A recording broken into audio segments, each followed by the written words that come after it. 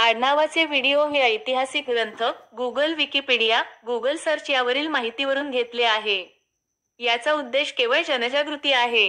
याचा गैरवापर करण्यात येऊ नये. धन्यवाद.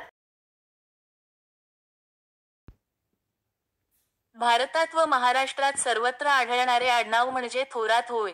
थोरात घराणे सूर्यवंशी आहे, असे इतिहासकार मानतात. इतिहासकार यांच्या माहितीच्या आधारे थोरात आडनावाची उत्पत्ती खालील 3 प्रकारे सांगता येते.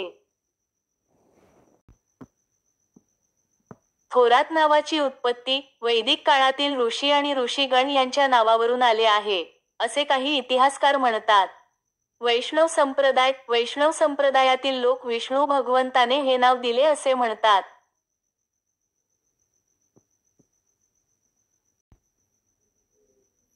स्थानिक उत्पत्ती त्या भौगोलिक परिस्थितीत राहणाऱ्या लोकांना त्या भागानुसार थोरात नाव दिले गेले आहे, असे काही इतिहासकार मानतात.